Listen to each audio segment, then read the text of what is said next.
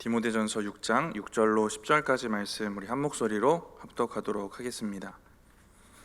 그러나 자족하는 마음이 있으면 경건은 큰 이익이 되느니라. 우리가 세상에 아무것도 가지고 오는 것이 없음에 또한 아무것도 가지고 가지 못하리니 우리가 먹을 것과 입을 것이 있은즉 족한 줄로 알 것이니라.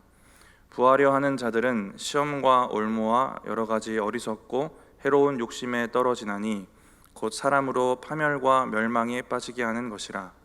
돈을 사랑함이 일만하게 뿌리가 되나니 이것을 탐내는 자들은 미혹을 받아 믿음에서 떠나 많은 근심으로써 자기를 찔렀도다. 아멘. 뉴욕 주립대학교에서 설문조사했던 내용이 있는데요. 실험 대상자들에게 내가 무엇이 아니라서 기쁘다라는 이 질문을 똑같이 했다고 합니다. 예를 들어서 내가 환자가 아니어서 기쁘다, 내가 가난한 사람이 아니라서 기쁘다, 이런 답을 썼던 것 같아요. 이 과정을 5번 되풀이하고요. 그리고 실험 대상자의 삶의 질을 평가해 봤더니 이전보다 삶에 대한 만족도가 더 높아졌다고 합니다. 비슷한 실험을 다른 대상자들에게도 했는데 이번엔 질문이 달랐습니다. 내가 무엇이라면 좋을 텐데 라는 문장을 완성하라고 했는데요. 예를 들어서 내가 부자였으면 좋았을 텐데, 내가 더 잘생겼으면 좋았을 텐데, 이런 것들을 쓰는 거예요. 이 같은 설문을 똑같이 5번 반복하고요. 그리고 결과를 봤더니 이번 실험 대상자들은 자신의 삶에서 커다란 불만족들이 생겨났다고 합니다. 만족이 사람에게 주는 영향이 있고 불만족이 사람에게 주는 영향이 있습니다. 스스로 만족하는 걸 자족이라고 하지 않습니까? 세상에서 말하는 자족도 이 설문처럼 인생에 영향을 줍니다. 근데 성경에서 말하는 자족은 우리의 인생을 변하게 하고 더 귀하고 아름다운 인생을 살도록 돕는 줄 믿습니다. 오늘 본문은 이러한 자족의 문제를 다루는데요. 오늘 함께 나눌 때에 여러분과 저의 믿음에 참된 자족의 은혜가 있기를 원합니다. 디모데가 목회하는 에베소 지역은 헬라 문화권입니다. 헬라 문화권에서는 지식을 숭배하고요, 철학이 많이 발달되어 있습니다. 그 문화권에 있는 사람들은 거기에 대한 관심도가 엄청 높았고 신비로운 지식, 새로운 지식에 대한 욕구가 엄청 컸던 것 같습니다. 그래서 이러한 지식을 설파하는 웅변가들이 참 많이 있었고요. 그리고 이들은 그 욕구를 채워지기 위해 새로운 지식, 더 신비롭고 그들이 이목을 끌만한 그러한 지식들을 계속 배우고 발견해야만 했습니다. 그 이유는 그들에게 이것이 돈벌이가 되기 때문에 그렇습니다. 근데 이들 중에 지식과 철학, 이러한 일반적인 지식을 복음에 자꾸만 섞어내는 사람들이 있었는데 그리고 그것으로 믿는 사람들을 유혹하고 미혹했던 사람들이 있는데 이들이 바로 거짓 교사들입니다. 이들에게는 거짓 경건이 있었고요, 능력이 없는 모양뿐인 경건이 있습니다. 실제로는 신앙도 믿음도 경건도 없는데 그런 척하는 겁니다. 그렇게 자기의 경건을 과시해야만 교회를 다니는 사람들을 거짓 교훈을 전해서 이제 미혹할 수 있기 때문에 그렇습니다. 그렇게 복음의 진리에 다른 것을 섞어서 사람을 유혹하고 이것으로 돈을 벌게 됩니다. 이러한 거짓 교사에 대한 그 내용이 5절에 나오는데요. 어제 본문인데 우리 함께 한번 읽어보겠습니다. 마음이 부패하여지고 진리를 잃어버려 경건의 이익의 방도로 생각하는 자들의 다툼이 일어나느니라. 거짓 교사들은 말씀드린 것처럼 이 경건 한 척해서 경건으로 자기의 이익을 채우게 됩니다. 경건이 큰 이익을 가져온다고 여기는 사람들이에요. 이렇게 경건을 이용했던 사람입니다. 오늘 본문 6절에 보시면 바울은 그들의 이야기에 동의하는 것 같은 얘기를 하고 있어요. 경건이 큰 이익이 된다고 이야기를 하고 있습니다. 우리 6절 말씀 같이 읽어보겠습니다. 그러나 자족하는 마음이 있으면 경건은 큰 이익이 되느니라. 바울도 경건이 큰 이익을 가져온다라고 말하고 있습니다. 근데 바울이 말하는 경건은 거짓 교사의 그 거짓 경건이 아니라 참된 경건입니다. 그리고 그것이 참된 경건이 되는 중요한 조건을 이제 그 앞부분에 이야기를 하는데 자족하는 마음입니다. 자족하는 마음을 가진 사람들이 가진 경건이 참된 경건이고 그것이 이익이 될 것이다라는 얘기를 하고 있습니다. 이제 우리가 함께 생각해보고 나눌 문제는 성경에서 말하는 자족이 그래서 무엇인지와 자족을 통해서 얻게 되는 이익이 무엇일까 하는 것들입니다. 이것들을 함께 오늘 나누고 싶은데요. 자족이란 무엇인가 분명히 알아야 할 것은 세상에서 말하는 자족이 있고 또 우리 자신이 말하는 자족도 있고, 이 자족이라는 것은 그 기준이 또 필요하기 때문에 그렇습니다. 자족하는 자들이 가진 경건으로 어떤 이익을 얻게 되는가? 이 거짓 교사들이 말했던 물질적인 이익은 아닐 것입니다. 어떤 이익을 우리에게 허락하실까? 이것도 함께 나누기 원합니다. 먼저 6절에는 자족이라는 단어가 나옵니다. 스스로 만족하다, 앞서 말씀드린 것처럼 그런 의미예요. 근데 우리가 살아보면 어떠십니까? 만족하는 게 쉬운 일이 아닙니다. 우리가 얼만큼 가졌냐와 상관없이 이 만족이라는 것이 채울래야 채워지지가 않습니다. 만족이 잘 안 되어지고 가져도 결핍이 느껴지는 게 우리의 원래의 본성입니다. 하나님 없이 사는 사람이 가지는 정상적인 상태가 이런 결핍, 불만족, 이러한 부분들입니다. 우리 안에 근본적인 결핍이 존재하기 때문에 그래요. 그래서 우리가 생각하기에 엄청난 부자들도 더 갖고 싶어하고 불만족을 느끼고 스스로 만족하지 못하는 것입니다. 이렇게 세상에서의 자족은 기준도 없고 사람의 상태에 따라 쉽게 변하게 됩니다. 근데 그리스도인의 자족에는 분명한 차이가 있는데요. 그 근원이 다르기 때문에 그렇습니다. 우리 고린도후서 3장 5절 말씀 같이 한번 읽어보겠습니다. 우리가 무슨 일이든지 우리에게서 난 것 같이 스스로 만족할 것이 아니니 우리의 만족은 오직 하나님으로부터 나느니라. 우리의 만족의 근원에는 하나님이 있습니다. 잘 아시는 우리 시편 23편 1절 말씀도 같이 한번 읽어보겠습니다. 여호와는 나의 목자시니 내게 부족함이 없으리로다. 목자이신 주님만 우리에게 있으면 우리는 부족함을 느끼지 않을 수 있다라는 겁니다. 목자이신 주님만 있으면, 예수님만 있으면 우리는 자족할 수 있는 것입니다. 자족의 근원에 예수 그리스도가 있어요. 그래서 빌립보서 4장에 잘 아시는 또 말씀 이렇게 얘기하고 있는데요. 빌립보서 4장 11절부터 우리 13절까지 같이 한번 읽어보겠습니다. 내가 궁핍함으로 말하는 것이 아니니라. 어떠한 형편에서든지 나는 자족하기를 배웠노니 나는 비천에 처할 줄도 아고 풍부에 처할 줄도 알아. 모든 일 곧 배부름과 배고픔과 풍부와 궁핍에도 처할 줄 아는 일체의 비결을 배워노라. 내게 능력 주시는 자 안에서 내가 모든 것을 할 수 있느니라. 자족을 이야기하고 있습니다. 근데 13절을 보시면 그 자족의 근원이 어디에 있냐면 내게 능력 주시는 자입니다. 내게 능력 주시는 예수 그리스도, 그 안에서 모든 것을 할 수 있다는 믿음이 있습니다. 그 믿음이 그를 자족하게 하는 거예요. 그러니까 참된 만족, 이 자족은 우리가 예수 믿어서 누릴 수 있는 그 은혜라는 것입니다. 그 은혜를 누리는 사람의 근원에는 예수가 있다라는 거예요. 그러면 어떠십니까? 여러분의 인생에 만족이 넘치고 자족함이 있으십니까? 여러분이 가진 것, 여러분의 상황, 형편과 상관없이 여러분이 자족하고 있는지를 돌아봐야 할 것입니다. 이렇게 자족의 근원이 다르다라는 것입니다. 예수로 인한 자족, 그래서 우리는 상황을 넘어서 자족할 수 있다라는 것입니다.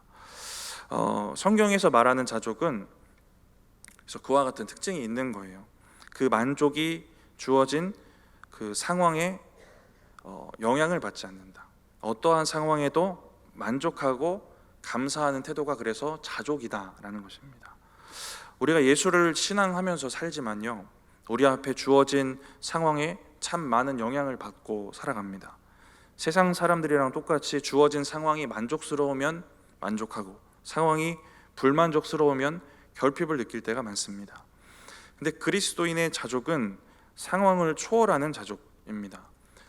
저도 그렇지만 여러분도 이런 경험들이 다 있을 거예요. 저는 몸이 안 좋으면 한마디 말을 하는데 통증이 느껴집니다.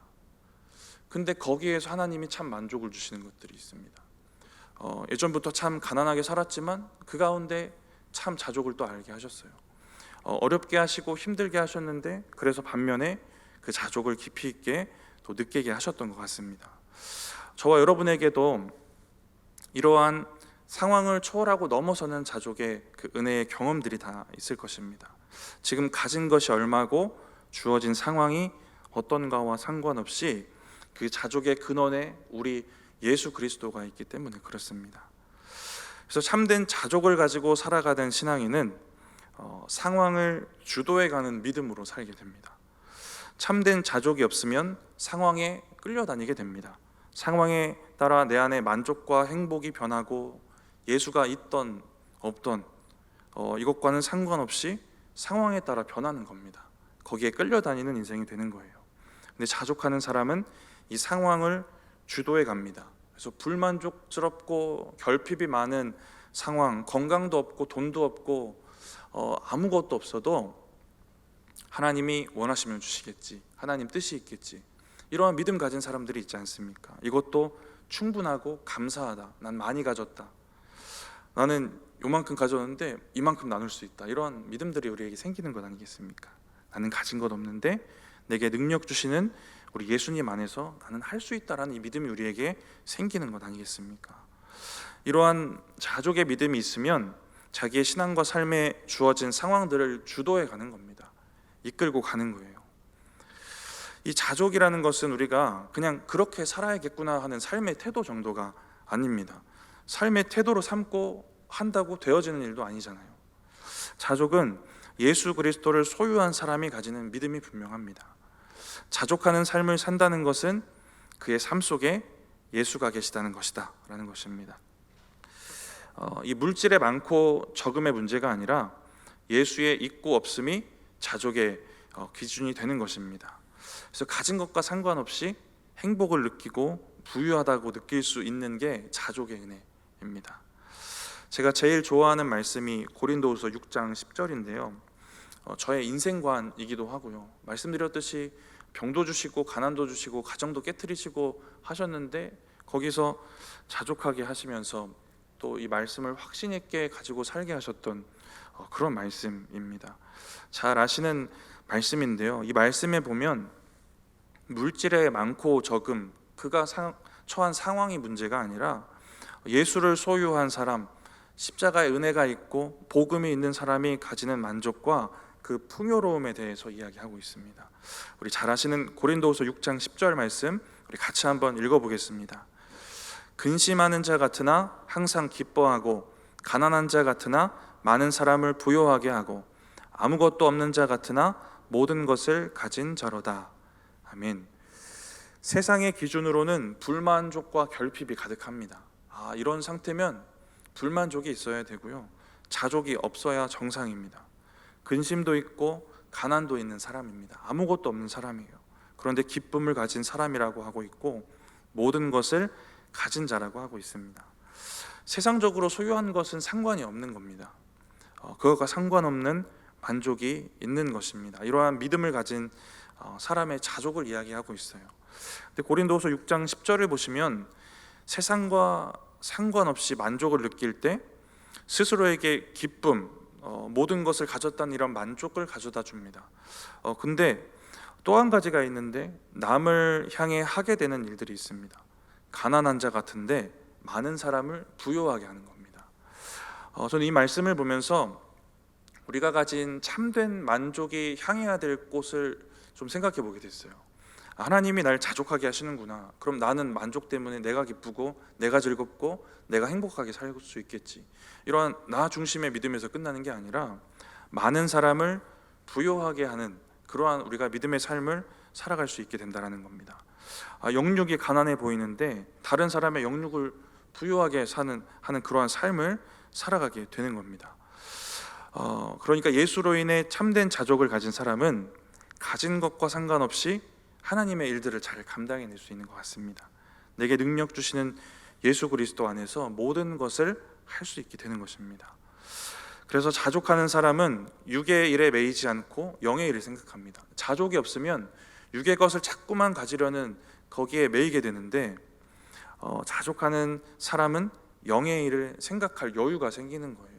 삶이 어떻든 상관이 없이. 그런 사람들에게는 오늘 본문의 7절과 같은 그러한 삶의 지향점, 기준, 가치관, 이런 세계관이 있기 때문에 그렇습니다. 우리 오늘 본문 7절 같이 한번 읽어보겠습니다. 우리가 세상에 아무것도 가지고 온 것이 없음에 또한 아무것도 가지고 가지 못하리니. 우리 게 아무것도 없다는 얘기입니다. 우리가 가진 거 우리 거 아니고 하나님 거라는 얘기고요. 우리에게 뭔가 주어지고 가진 게 많이 있으면 하나님이 맡겨주신 것이다 라는 믿음이 여기에 다 숨어 있는 겁니다. 물질은 원래 내 것이 아니다. 내가 세상 올 때 가져온 거 없고 세상 떠날 때 가져갈 것도 없으니까.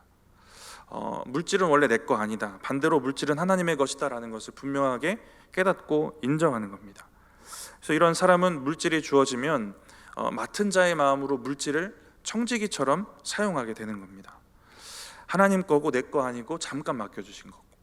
이런 믿음이 있는 사람이 참된 자족을 누리며 살아갈 수 있는 겁니다. 이런 믿음이 있는 사람은 결핍을 느끼고자 하는 그 굴레에서 벗어나 자유하게 되는 겁니다. 그렇게 물질에 매여 있던 관심이 영적인 문제로 돌려지는 거예요. 저와 여러분에게 그런 은혜가 있기를 원합니다. 세상에서 얼마나 가졌나, 뭐가 부족하고 얼마를 더 가져야 되나, 여기에 매여서 살아갈 수도 있는 거예요. 우리가 예수 믿지만. 그런데 그것과 상관없이 영의 일에 매여서 우리가 그것들을 바라보며 살 수도 있는 것입니다. 야고보서 1장에 참된 경건이 고아와 과부를 돌아보는 거라고 하셨어요. 그래서 세상의 기준으로 가난한 삶을 살더라도 우리가 참된 자족함으로 얻는 경건이 우리에게 있으면 물질로 자기의 결핍 채우는 게 아니라 물질로 누군가의 결핍을 채우는 일을 또 감당하게 되는 것입니다. 아까도 말씀드렸지만 나의 만족, 나의 행복에서 끝나는 게 아니라 누군가의 육적인 삶, 영적인 삶을 돌아보고 또 하나님께서 허락하신 그 일들을 감당하게 되는 은혜가 있는 것입니다. 저의 인생에도 가난이라는 게 참 오래 따라다니는데, 근데 반면에 아까 말씀드린 것처럼 참된 자족이 이거구나라는 걸 느끼게 하시는 것 같아요. 근데 자족이라는 것이, 이 믿음이 그냥 나 혼자만의 믿음이면 조금 고민이 덜합니다. 근데 여기에 가족이 연관되면 좀 고민이 생기는 것 같아요. 자족하는 믿음이 있을 때 하나님이 뭘 주시면 더 갖고 내 거 쌓아야지, 이러한 믿음에서 좀 자유할 수 있는데 8절의 말씀처럼 먹고 입을 것이 있으면 족하다는 믿음이 있으니까 그렇게 되는 겁니다. 근데 그래서 그거 외의 것은 하나님 위해서 써야지, 청지기처럼 살아야지, 이런 믿음이 생기는데 누군가의 문제가 그 자족의 믿음에 섞여 들어올 때, 그 누군가가 가족일 때, 그때 고민이 좀 생기는 것 같습니다. 이게 나 혼자의 믿음이면 고민이 덜한데, 만약에 가족도 내가 자족하는 믿음으로 살아서 덩달아 내가 누리는 가난을 함께 누리게 된다면 이게 고민이 되는 겁니다. 덩달아 내가 내 믿음 때문에 누리는 고난을, 그 가난을 같이 누리면 또 고민이 되는 거예요. 제가 목사 안수를 2017년에 받았는데, 안수 받을 때 제가 하나님 앞에 서원한 게 있어요. 이 말씀 드렸던 것 같은데, 안수 받을 때 축하금을 받게 됩니다. 식사비와 선물비로 나가는, 그냥 정말 들어가야 될 돈을 제외하고 들어온 나머지 축하금은 하나님께 드리고 싶은 마음이 있었어요. 목사 안수 받을 때 먼저 들어가는 그 식사비나 이런 선물비 미리 쓰는 돈들이 있는데, 경우에 따라 다르지만 100만 원 이상이 들어가는 상황이고, 근데 저의 그때 경제적인 상황은 그만한 돈이 통장에 없었던 상황입니다. 그래서 다음 달 사례비를 갑을 받아서 써야 되는 건가? 막 이런 고민도 했었어요. 이런 저런 생각을 하던 중에 교회에서 그 돈은 이제 지원을 해주셨던 은혜가 있고요. 근데 이러한 통장 상황에도 이렇게 작정할 수 있었던 것은 진짜 무엇과 비교할 수 없는 족함이 저에게 있었기 때문에 그렇습니다. 저의 부교역자 관 중에 내 사람 만들지 않는다라는 원칙이 하나 있거든요. 그래서 제가 목사 안수 받을 때 손님이 그렇게 많지 않을 것 같았어요. 그리고 실제로 손님이 많이 없었습니다, 다른 사람들에 비해.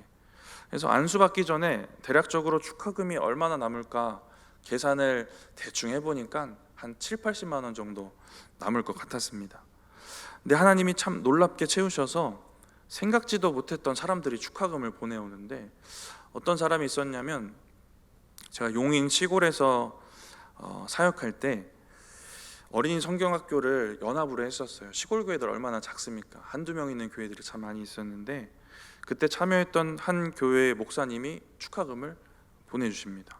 오래전 일이고 여름 성경학교 할 때 그냥 얼굴 한번 봤던 전도사인데 축하금을 보내주신 거예요. 이게 누구시지? 제가 나중에 수소문하고 수소문해서 얼굴도 한번 보고 그렇게 확인했던, 잘 친분이 많이 없었던 분이 축하금을 보내주시게 됩니다. 그리고 얼굴도 한번 본 적이 없는 진짜 생뚱맞은 사람인데요, 친구의 장인어른이 100만 원을 축하금으로 주셨어요. 등등의 여러 생각지도 못한 상황을 통해서 360만 원 정도가 채워집니다. 제가 믿음이 없어서 7, 80만 원 예상했는데 그거보다 엄청 놀랍게 하나님이 채워주셨어요. 그리고 기도하던 중에 제가 그때까지 사역했던 지방회가 그때까지 3군데였어요.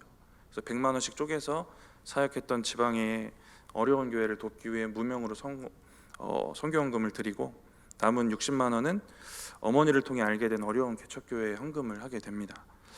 제 통장에 돈이 없어도 저는 자족이 있고 만족이 있었어요. 은혜가 있었습니다. 물질이 들어올 일, 인생에 얼마 안 되는 목돈이 들어오는 날입니다. 목사 안수가. 근데 그 물질로 내 결핍을 안 채워도 되었었습니다. 하나님을 위해 쓰는 게 더 크고 참된 만족이 있을 것 같았고 실제로 그랬습니다. 이게 저 혼자만의 신앙일 때는 고민이 될 게 없어요. 근데 이렇게 작정하고 헌금하는 과정 가운데 한 사건이 있었습니다. 안수받기 전에 어머니와 통화하는데 어머니 가슴에 혹이 생기셨어요. 그래서 이걸 수술을 해야 된대요. 축하금을 모아서 드리면 될 것 같았어요. 어떻게 모으면 수술비가 될 것 같았습니다. 근데 저는 이미 하나님께 작정을 했고 어머니께도 서운한 이야기를 했습니다. 길지는 않았지만 인간적인 마음이 서로에게 조금씩 틈탔어요. 어머니는 약간의 서운함, 믿음이 있지만 저도 아들로서 마음이 참 힘들었습니다. 이 돈이 있어야 수술할 텐데, 이런 마음들이 있었어요. 결국 어머니께 드린 말씀은 하나님께 한 약속을 지켜야 된다라는 얘기였고, 또 말씀드린 것처럼 제가 생각했던 것보다 많은 물질이 생겼고 잘 흘려보냈습니다. 이렇게 가족과 관련되어지면 좀 고민이 생기는 것 같아요. 내가 자족하는 믿음을 가지고 살아서 가족이 함께 어려움을 누리고 가난을 누린다면 인간적으로 마음이 아픈 겁니다. 근데 제 안에 자족의 그 마음이 충만했을 때 덩달아 어떤 믿음이 같이 왔냐면, 주님이 원하시면 주신다라는 믿음도 되게 확신 있게 찾아왔던 기억이 납니다. 주님이 원하시면 내가 자족하고, 그래서 나는 자족하고 흘려보내고 물질에 매이지 않고 살아갈 때 그때 누리는 가족의 굶주림은 하나님 채우실 거다, 이런 믿음이 되게 확고하게 있었고요. 입을 것이 없을 때 입을 것 주시겠지 하는 이런 믿음이 있었습니다. 다 가지고 있는 믿음인데요, 이렇게 인간적인 고민을 지나면서 목사 안수를 마치고 우리 어머니께 일어났던 상황은 그 혹이 자연스럽게 줄어들었나 봐요. 수술 안 해도 되는 다른 일반적인 방법으로 치료할 수 있을 정도의 상황으로 건강이 회복이 됩니다. 그리고 최근의 일인데, 어머니가 건강격려금이라는 걸 받으셨는데 보험회사에서 60세 이상이 되면 얼마를 주더라고요. 근데 저희 가정의 입장에서는 큰 돈인데 267만 3천 원입니다. 구체적이죠? 네. 저희 어머니나 말씀 몇 번 드렸지만 개척교회 목사님이시고, 개척하고 한 2, 3개월 있다 코로나가 터졌습니다. 여자 목사님이시고 나이 많고 개척교회고 코로나 터졌고, 어느 상황과 비교할 수 없는 진짜 최악의 상황 아니겠습니까? 성도 거의 없고 지금도 현재도 그렇습니다. 월세를 감당하기도 힘들어요. 그래도 건강격려금이란 이 목돈이 지금 그런 상황 가운데 생겼는데, 어머니에게 이제 소망이 하나 생겼어요. 뭐냐면 내년 4월에 성지순례에 가는 그런 모임이 하나 있나 봐요. 근데 350만 원 이상이 들어간다고 합니다. 근데 이 건강격려금에 조금만 모으면 이게 해결될 것 같은 소망이 생기셨습니다. 조금만 보태면 되는 그런 상황에 소망이 생겼어요. 근데 이 건강용료금이 제 통장으로 입금이 된 상황인데 어머니가 제가 맡아두라고 얘기하시더라고요. 이렇게 막 월세도 나가고 쓸 일이 생기면 나가서 사라질 것 같은 그런 마음이 드셨던 것 같습니다. 근데 며칠 있다 전화 오셔서 어떤 개척교회 목사님 사모님이 어떤 질병에 걸려서 많이 아프신데 거기에 헌금을 하셔야겠다고 또 저한테 이야기를 하시더라고요. 어머니의 자족인데요. 어머니가 자족을 누려서 어머니가 얻게 되는 가난과 포기는 아들 입장에서는 또 되게 안타까운 부분이었어요. 성지순례 그래도 한번 갔다 오시면 얼마나 좋을까, 이 아들 입장에서 가지는 마음입니다. 근데 그래도 잘 하신 선택이니까 저에게 들어온 건강격려금을 이제 제가 입금을 대신 도와드렸습니다. 근데 그 다음날 생각지도 못했던 곳에서 저를 통해 큰 돈이 우리 어머니께 헌금이 되어지는 또 이런 일들이 있었습니다. 자족의 믿음으로 사는 것은 개인적으로도 힘들고 가족과 연관되면 더 마음 힘든 그런 일인 것 같아요. 근데 우리 아버지는 자녀에게 좋은 것 주시는 분 아니겠습니까? 우리가 이 믿음 가지고 내 인생의 자족, 그리고 우리에게 주시는 것을 잘 흘려보낼 수도 있는 청지기의 마음으로 잘 살아가면 좋은 것으로 갚으시는 줄 믿으시기 바랍니다. 어머니의 병이 좋아지고 또 다른 물질이 흘러들어오고 저와 어머니의 믿음과 바람에는 이런 것들이 없었어요. 그리고 일반화될 수는 없습니다. 우리가 뭐 흘려보냈다고 물질 채우시고 무조건 그렇게 역사하시는 분은 또 아니잖아요. 근데 하나님을 위해 돈을 쓰면 이 물질 잘 흘려보내면 우리 안에 충만한 은혜가 있겠구나, 이런 믿음은 저 어머니에게 있었어요. 그냥 하나님이 저와 어머니 안에 충만히 계시는 것이 자족을 통해 얻은 풍족함입니다. 심령의 가난함이 채워지고 물질과는 상관없는 참된 만족이 속에 생겨지는 겁니다. 그래서 여전히 가난하고 여전히 어려워도 주어진 천국을 살아갈 수 있는 믿음이 우리 믿는 자들에게 있는 것입니다. 저와 여러분에게 늘 이러한 자족의 은혜가 있기를 원합니다. 이 7절 말씀을 다시 한번 천천히 한번 보시면요, 이거를 누가 이런 말을 많이 하냐면 이제 죽음이 가까워오는 사람이 많이 합니다. 세상 사람도 인생 무상의 관점으로 이런 얘기 많이 해요. 다 헛되다, 소용없다, 어차피 빈손으로 와서 빈손으로 가는 거다. 세상 사람들도 그냥 허무와 인생 무상의 관점에서 이 얘기를 합니다. 근데 믿는 자들이 이런 이야기를 한다면 7절 같은 마음과 믿음으로 살지 못해서 후회스러운 마음 때문에 하게 되는 경우일 것입니다. 7절과 같은 믿음을 가진 사람은 천국이라는 삶의 지향점이 분명한 사람이에요. 청지기의 믿음도 있고요, 내 것이 아니라 하나님 것이다라는 믿음도 분명합니다. 그래서 있다고 교만하지 않고 없다고 불안하지 않은 사람들이에요. 주어진 것이 감사하고 맡겨진 것을 잘 쓸 고민이 생기는 사람입니다. 내 결핍, 물질 더 채우기에 매이지 않는 사람들이에요. 그런데 그렇게 살지 못해서 마지막에 후회할 때 이런 얘기 할 수도 있다라는 것인데, 그래서 이 말씀을 묵상하면서 오늘이 그날처럼 살면 우리가 이 믿음을 잘 지킬 수 있지 않을까라는 생각도 해봤습니다. 오늘이 마지막인 것처럼, 하나님 내일 불러가실 것처럼, 진짜 오늘이 마지막인 것처럼 하루하루를 그렇게 살아가면 물질의 주인이 누구신지, 물질 맡겨주신 분이 누구신지, 참된 자족의 은혜가 무엇인지를 우리가 조금 더 선명하게 바라보며 살 수 있을 것 같습니다. 그러한 은혜가 저와 여러분에게 있기를 원하고요. 9절과 10절 말씀 우리 마지막으로 함께 보고 마실 텐데, 자족이 없는 자들의 결말입니다. 우리 같이 한번 읽어보겠습니다. 부하려 하는 자들은 시험과 올무와 여러 가지 어리석고 해로운 욕심에 떨어지나니 곧 사람으로 파멸과 멸망에 빠지게 하는 것이라. 돈을 사랑함이 일만하게 뿌리가 되나니 이것을 탐내는 자들은 미혹을 받아 믿음에서 떠나 많은 근심으로써 자기를 찔렀도다.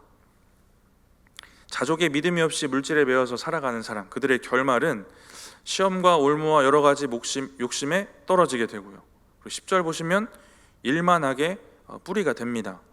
그리고 믿음에서 떠나기도 하고요, 그리고 많은 근심 속에서 살게 됩니다.